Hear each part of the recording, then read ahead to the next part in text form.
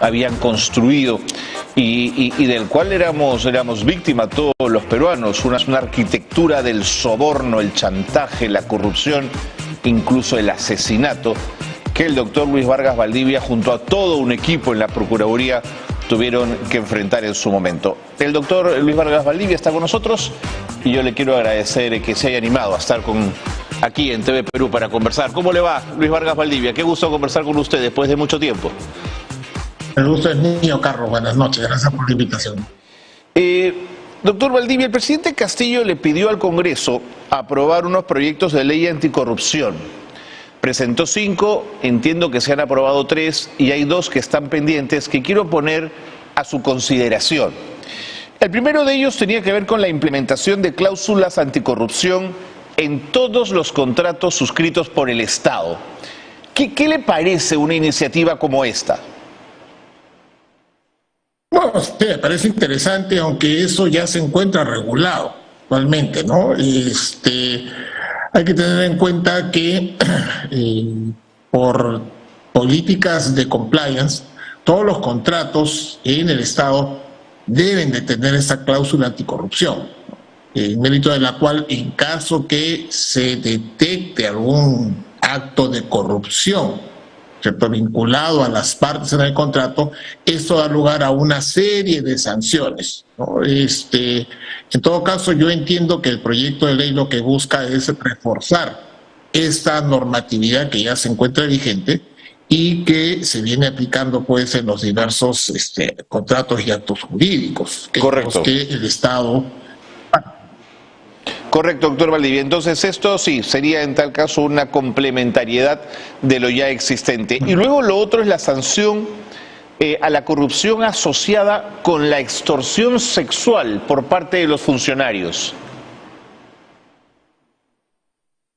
A ver, ya la Corte Suprema ha desarrollado también desde la época de los casos Fujimori y Montesinos como un supuesto que comprende, por ejemplo, los delitos de corrupción de funcionarios, ¿no?, y los demás delitos contra la administración pública, que el concepto de beneficio que busque un funcionario público para hacer o dejar de hacer algo propio del cargo implica también, ¿no es cierto?, favores sexuales o beneficios de índole social o incluso de índole de enamoramiento, ¿cierto? Esto ya se encuentra desarrollado también por jurisprudencia de la Corte Suprema desde ese entonces. Recordará usted, el primer juicio oral que se dio fue precisamente de Vladimiro Montesinos con aquella señora con la que se encontraba vinculado sentimental y físicamente. Ese caso sirvió precisamente para marcar este hito en el desarrollo jurisprudencial. Hay que tener en cuenta además también que el Código Penal ha sido modificado respecto de los delitos contra la libertad sexual, y en tal sentido, y también contra la libertad. La extorsión a efectos de obtener favores y la extorsión sexual a efectos de obtener alguna ventaja conlleva también una pena privativa de libertad bastante alta. Sin embargo, resulta pertinente también entender que este es un proyecto que lo que busca pues precisamente es complementar ya la legislación existente. Clarísimo. Entonces, y tomo lo que ha dicho la Defensoría del Pueblo, parecería que a nivel normativo en la lucha contra la corrupción, el Perú anda en los estándares internacionales y poniéndose a punto siempre y complementando normas que necesiten algún afinamiento. Sin embargo, la Defensoría ha señalado que todo esto pierde vigor sin un liderazgo claro del mandatario en la lucha contra este mal social. La Defensoría sitúa el liderazgo en el presidente de la República, pero también podría ser un liderazgo en la cabeza de la PCM, también un liderazgo en la cabeza del Congreso. Lo que quiero preguntarle es si usted coincide con la Defensoría del Pueblo en ese análisis. A ver, yo lo que creo es que lo que hace falta en el país es aplicar políticas anticorrupción claras. Okay. Recordará usted que a raíz precisamente de la caída del gobierno dictatorial del expresidente Fujimori, durante el gobierno de transición, el presidente Paniagua conformó un grupo de trabajo encargado de redactar políticas anticorrupción a mediano y largo plazo. Esas políticas no han sido aplicadas en su gran mayoría ni por ninguno de los gobiernos que se han sucedido en el país desde el gobierno del presidente Toledo. Si bien es cierto, han habido algunas mejoras, sin embargo, hasta la fecha no tenemos una clara política de lucha contra la corrupción. Y han habido si bien es cierto, han habido avances, estos han quedado truncados. La política de lucha contra la corrupción debe comprender, es cierto, ¿no?, la implementación de una serie de medidas. Y claro, un liderazgo, pero es un liderazgo que debe de entenderse de acuerdo a cada sector. Por ejemplo, ¿qué esperamos del Poder Ejecutivo, encabezado por el Presidente de la República y del Congreso de la República?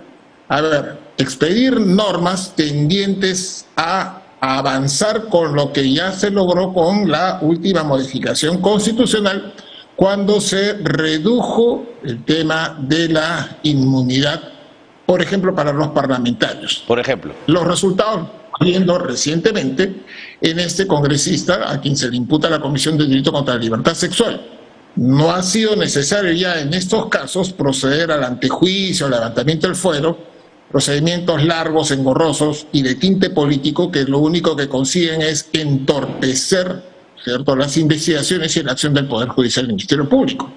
En una figura que viene desde el medioevo, ¿no?, desde, en realidad, la Revolución Inglesa, cuando comienza allá en 1600, cuando surge pues la división de poderes y a efectos de fortalecer a los congresistas frente al poder del rey, se concibe esta facultad, esta protección especial de la inmunidad, que en realidad ya no tiene razón de ser. Sin embargo, todavía tenemos en el Perú una serie de supuestos de inmunidad que deben y necesitan ser modificados. Por ejemplo, por un lado. Por otro lado, lo que requiere es establecer una serie de políticas claras de lucha contra la corrupción, fortaleciendo las diversas instituciones. Claro, claro. No, pero le quería preguntar, de esas políticas públicas usted ha mencionado un par de elementos que habría que volver a cumplir y a seguir, pero ¿qué otros faltan a nivel de esas políticas públicas que no estamos cumpliendo? Lo que falta es fortalecer debida y adecuadamente las instituciones encargadas de lucha contra la corrupción. Poder Judicial, Ministerio Público sobre todo. Hemos escuchado y venimos escuchando a lo largo de todos esos años, tanto al presidente del Poder Judicial como a la fiscal o al fiscal de la Nación, quejarse que sus presupuestos son recortados, sí, no se les otorgan las partidas necesarias. Siendo esto así, ¿cómo puede pues el Ministerio Público y el Poder Judicial enfrentar este incremento delictivo y esta lucha adecuada contra la corrupción?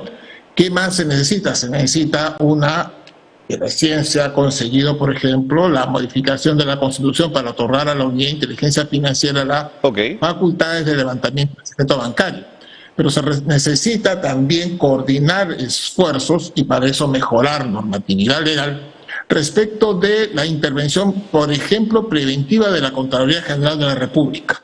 Dotar a la Contraloría General de la República de instrumentos y elementos que le permitan cumplir debida y adecuadamente con su función. No olvidemos que la Contraloría es responsable, pues, precisamente de evaluar a nivel nacional. Y es difícil en la circunstancia actual que la Contraloría pueda estar presentes en esos sitios. Hemos visto, por ejemplo, cómo en la época de la pandemia, lo más crudo de la pandemia, funcionarios públicos aprovechándose de la necesidad para enriquecerse, totalmente, ¿no es cierto?, en perjuicio de la población, de los efectivos policiales, de los efectivos de la Fuerza Armada. Entonces, eso por un lado. Por otro lado, lo que debemos es mejorar también las políticas respecto de lo que es la persecución de estos delitos, ¿no? hay que implementar, así como tenemos el equipo especial en la Fiscalía y la Sala Penal Nacional que se dedican específicamente a estos temas de, por ejemplo, Odebrecht y los demás delitos vinculados a ellos, implementar y multiplicar estos equipos, pero también formar y fortalecer en fiscales y jueces los conceptos de debido proceso, de procesamiento adecuado.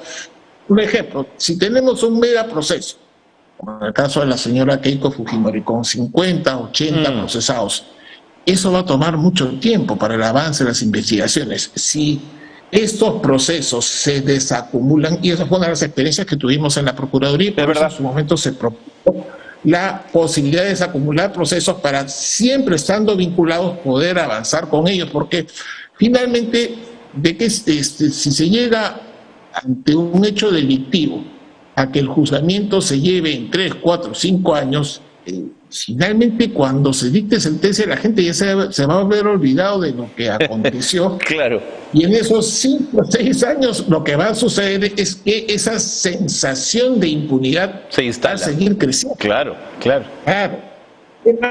¿Qué más hacer? Seguir el modelo, por ejemplo, que se sigue en otros países del primer mundo, por ejemplo en España, Francia, en estos países. Los procesos contra los funcionarios públicos no son reservados. ¿Y por qué no son reservados? Porque el funcionario público, claro, ¿no es cierto?, está obligado a rendir cuentas. Se debe, por supuesto. De acuerdo. Doctor Vargas Valdivia, son varias líneas interesantes, todas ellas. Ahora, sin duda la fiscal de la Nación o el fiscal de la Nación tienen un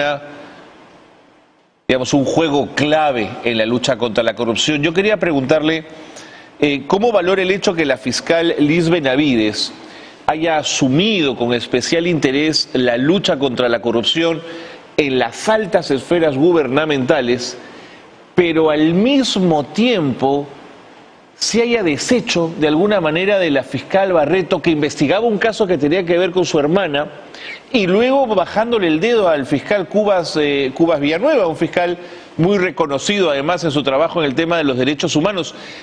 ¿Cómo le hace sentido esto que está pasando con la fiscal? Bueno, a ver, yo creo que la fiscal en primer lugar ha tomado decisiones adecuadas en cuanto a conformar esos equipos especiales, ¿no?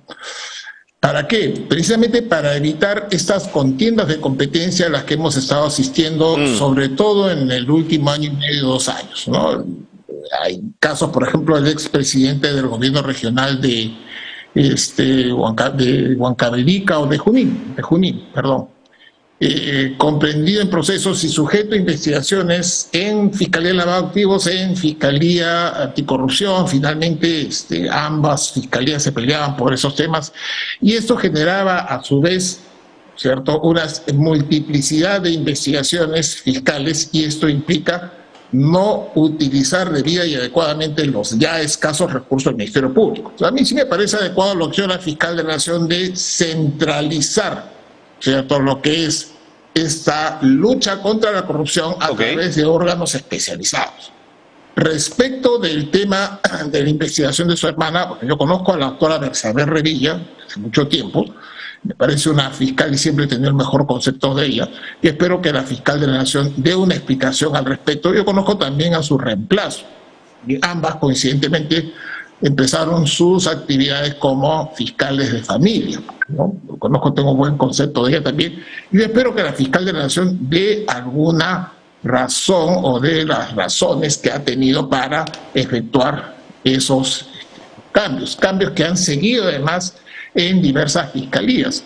En todo caso, esperemos a la explicación que habrá de dar ella respecto a este tema, pero en general las medidas y políticas que ha venido adoptando, sobre todo en lo que es la conformación de los equipos, sí me parece que es adecuada, porque primero vamos a evitar la multiplicidad de investigaciones, segundo va a fortalecer los equipos, y tercero va a destinar los escasos recursos que tiene para llevar a cabo investigaciones. Y prueba de ello lo tenemos pues en el avance de estas investigaciones que se vienen dando en los últimos las últimas semanas y últimos meses, ¿no? Seguro.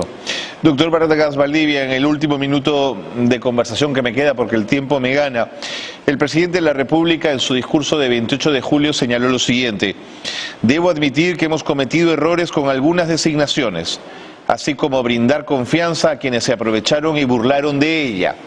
Más allá de nuestras simpatías más o menos al presidente de la República, este mea culpa que de alguna manera reconoce errores de gestión, ¿devuelven cierta confianza en la lucha anticorrupción desde el Ejecutivo o usted tiene sus dudas?